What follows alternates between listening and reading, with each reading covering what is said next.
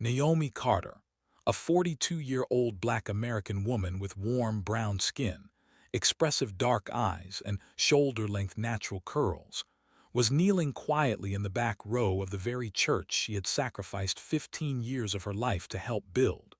Her hands trembled as they rested on a worn leather Bible. At the altar stood her husband, Pastor Daniel Carter, a 45-year-old Black American man with deep brown skin, a clean-shaven face, closely cropped black hair, and a commanding presence in a tailored navy suit. Instead of honoring the woman who had stood beside him through every struggle, Daniel looked directly toward the congregation and declared, "Naomi is a woman God has rejected." A wave of shocked whispers swept through the sanctuary. In the front row, Evelyn Carter, Daniel's elegant 68-year-old mother with silver natural hair, dark skin, and a proud expression, slowly smiled as though she had waited years to witness that moment. Only a few seats away, Monica Brooks, Naomi's 40-year-old lifelong best friend with caramel brown skin, long black braids, and a cream-colored church dress, lowered her eyes, unable to meet Naomi's gaze. The same man Naomi had prayed for, fasted for, believed in, and protected for 15 years, was now blaming her for the collapse of the ministry they had built together. But no one inside that sanctuary knew what Naomi carried. Hidden between the pages of her weathered Bible was a sealed manila envelope.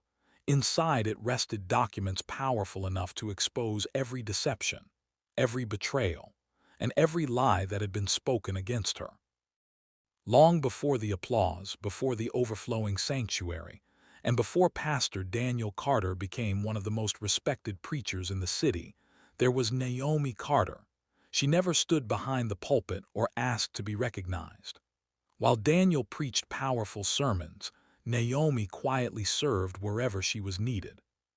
She balanced the church's finances, organized outreach programs, welcomed new members with genuine kindness, and spent countless nights on her knees praying for families who were carrying burdens no one else could see. When money was scarce, Naomi sold personal belongings to help keep the church open. When the roof leaked, she stayed behind after services to help clean up. She believed that serving God faithfully mattered more than receiving praise from people. As the years passed, the church flourished. The congregation grew from a handful of faithful believers into hundreds. Invitations for Pastor Daniel to preach across the country poured in, and his reputation continued to rise. But with every new achievement, something inside Daniel slowly began to change.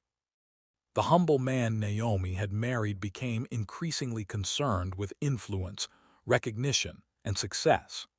The prayers they once shared together became less frequent, and the conversations that once filled their home were replaced by silence.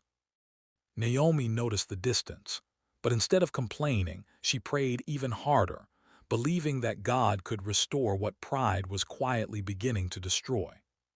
She had no idea that the greatest battle of her life was about to begin. Success did not only change Pastor Daniel Carter, it also awakened people who had been waiting for the perfect opportunity to divide what God had joined together.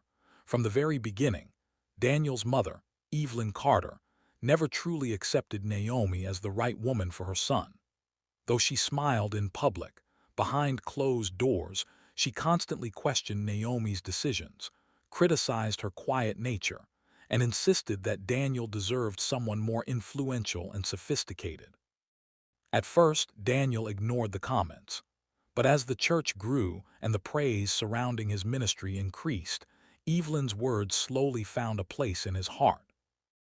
Seeing the growing distance between husband and wife, Monica Brooks, Naomi's closest friend for more than 20 years, stepped into the empty space.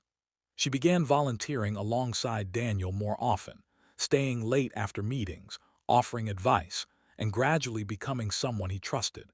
Naomi believed Monica was helping protect the ministry. She never imagined the woman she called her sister was quietly helping Evelyn convince Daniel that the church would flourish more without her. The betrayal had begun long before Naomi realized she was the one being replaced. The Sunday service began like every other. The sanctuary was filled, the worship team had finished singing, and hundreds of eyes were fixed on Pastor Daniel Carter as he stepped confidently behind the pulpit. But instead of preaching the message everyone expected, Daniel paused and looked toward the back of the sanctuary where Naomi sat quietly, her Bible resting on her lap. With a calm but cutting voice, he declared that the greatest obstacle to his ministry was not the enemy, but disobedience within his own home. He accused Naomi of being bitter, spiritually weak, and unwilling to submit as a pastor's wife. Every word landed like a wound. The sanctuary fell silent. Some members lowered their heads, while others stared at Naomi in disbelief. Naomi never defended herself. She never argued. She simply wrapped both hands around her worn Bible, held it tightly against her chest, and silently prayed for the strength to endure what no wife should ever have to face. That morning, the woman who had helped build the ministry became its most publicly humiliated member. After that Sunday, everything changed. The warm smiles Naomi had known for years disappeared. Church members who once embraced her now walked past without a word. Women she had prayed with, cried with, and encouraged quietly turned away whenever she approached. Within weeks, Pastor Daniel announced that Naomi would no longer serve in church leadership. He claimed the decision was necessary for the ministry to move forward. In her place stood Monica Brooks, the same woman Naomi had trusted like a sister. The betrayal did not end at the church doors. Daniel demanded that Naomi leave the family home, the very house she had worked and sacrificed to help pay for. With only a few suitcases, her Bible, and the little dignity she had left, Naomi walked away without a fight. Her only refuge was a small room in the modest home of Mama Grace, an elderly widow known for her quiet faith and gentle spirit. As Naomi wept through another sleepless night, Mama Grace simply placed a hand on her shoulder and said, "When people close their doors to you, don't lose heart. Sometimes God is leading you to the place where He will reveal His greatest purpose." Late that night, unable to sleep, Naomi sat alone in Mama Grace's small room with her worn Bible resting on her lap. As she turned its familiar pages, a sealed manila envelope slipped onto the floor, the very envelope her late father had given her years before, with one simple instruction: "Open this only when the truth becomes your only defense." With trembling hands, Naomi broke the seal. Inside were property deeds, bank records, and legal documents proving that the land where the church now stood, the first building fund, and several key ministry accounts had all been secured through her family's inheritance and financial sacrifice. Tears filled Naomi's eyes as she realized the truth. Daniel had known all along. For years, he had allowed everyone to believe he alone built the ministry, while the woman who made its foundation possible was quietly erased from its story. The envelope did not contain revenge. It contained the truth that would soon change. Naomi held the documents in her hands, knowing she could expose Daniel with a single decision. Every lie, every betrayal, and every secret could be revealed before the entire church. But before anger could speak louder than faith, Mama Grace gently placed her hand over the envelope and quietly said, "Child, let God reveal what human anger cannot. Truth is strongest when heaven chooses the moment." Those words pierced Naomi's heart. Instead of rushing to defend herself, Naomi laid the envelope beside her Bible, knelt on the floor, and began to pray, not for revenge, not for justice against Daniel, but for the strength to forgive, the wisdom to wait, and the courage to trust God's timing. Night after night, her tears became prayers, and her pain became worship. While others believed Naomi had been defeated, God was quietly preparing her for the moment when the truth would no longer need a defender. It would speak for itself.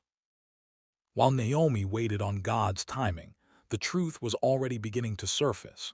During a routine financial review, the church accountant noticed a series of large withdrawals that did not match any ministry expenses.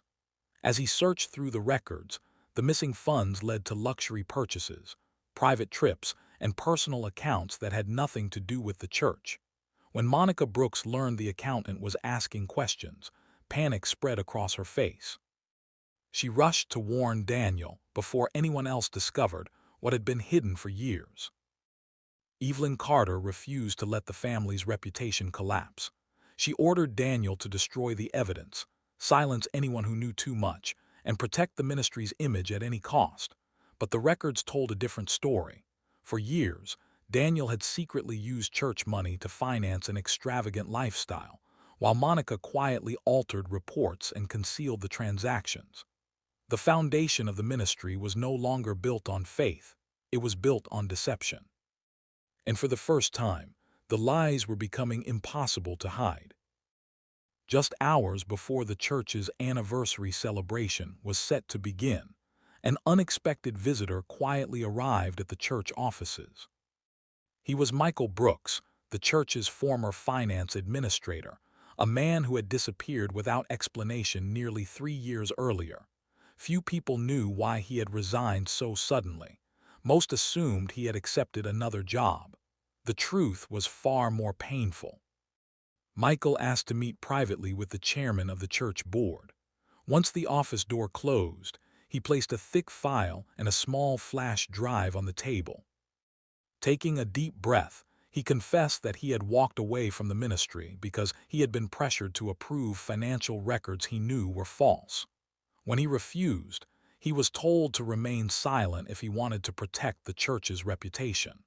Rather than become part of the deception, he resigned and kept everything he had collected. Inside the file were years of evidence, bank statements, expense reports, receipts for luxury purchases, email conversations, and internal records linking Pastor Daniel Carter and Monica Brooks to missing ministry funds. The flash drive contained recorded meetings and financial spreadsheets that matched the paper documents. The board chairman sat in stunned silence as he carefully examined the evidence. Michael looked him in the eyes and quietly said, "I stayed silent because I hoped they would tell the truth on their own, but the church deserves honesty more than it deserves comfort."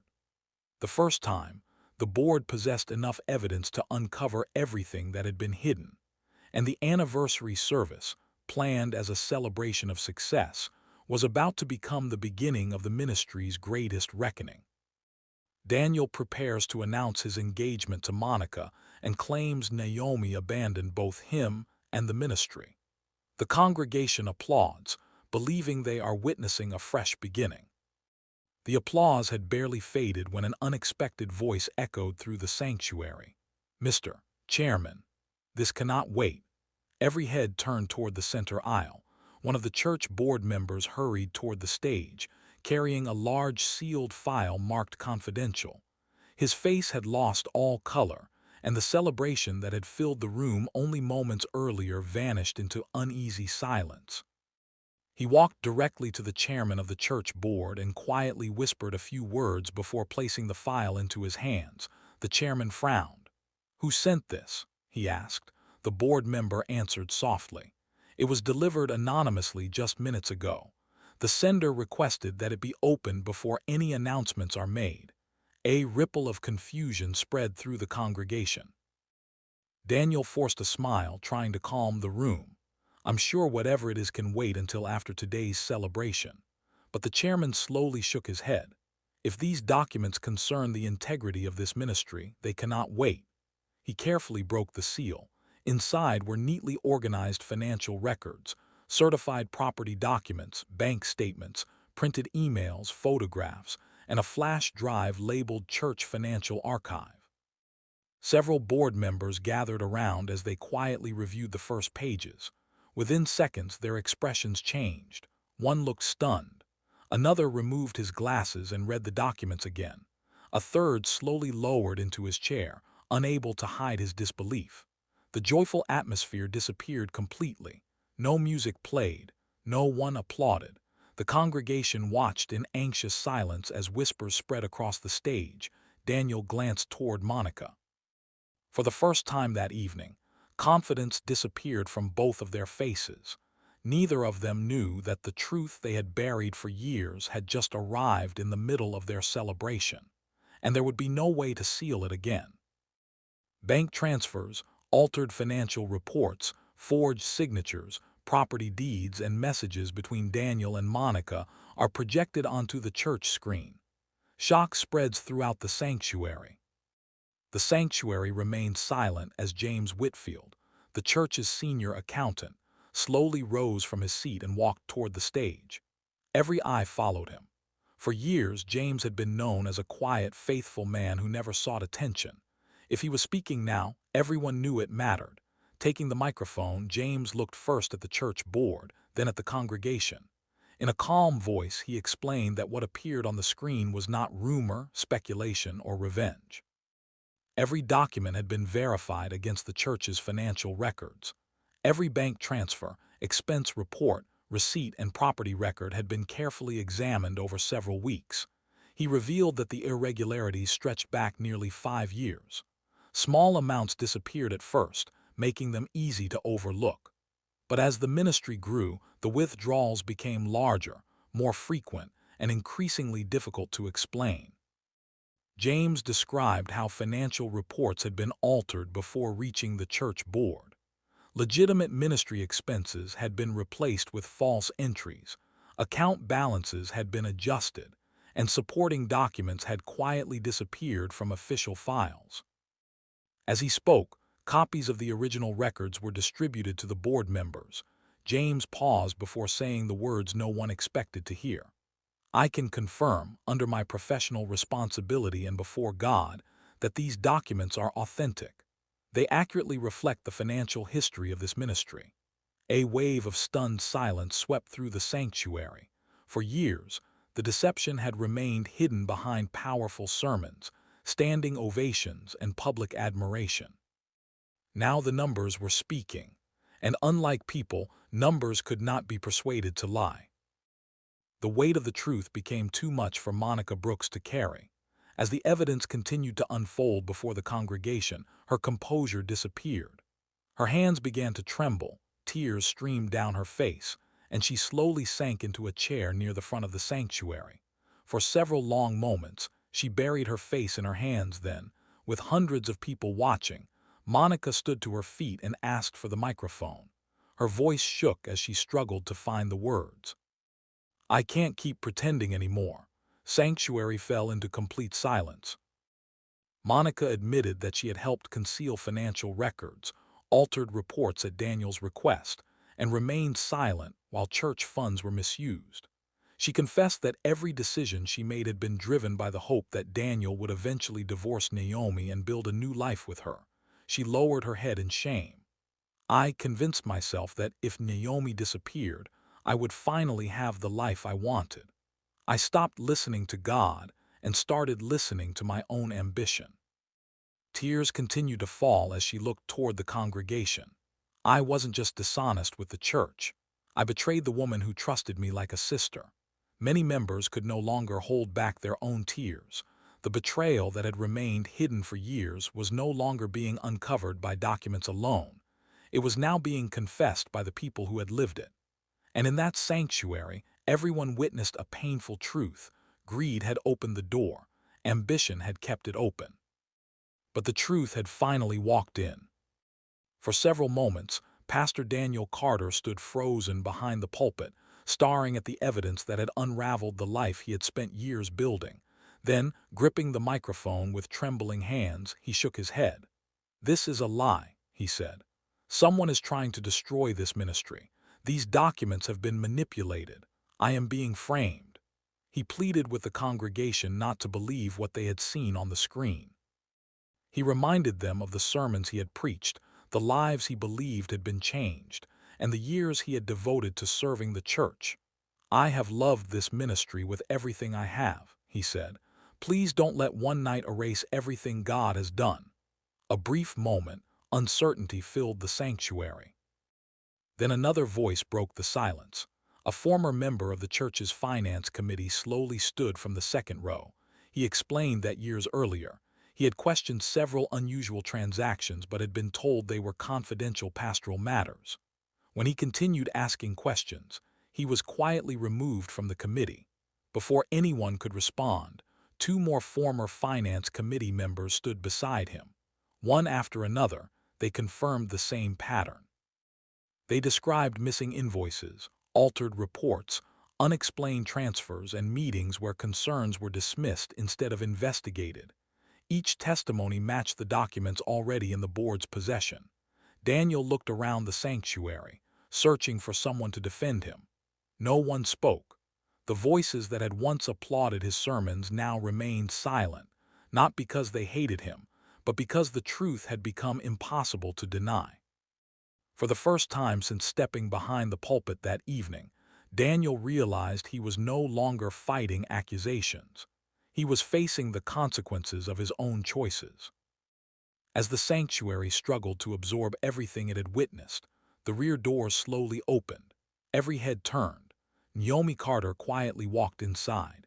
She wore no expensive clothes, no jewelry meant to impress, and no expression of triumph.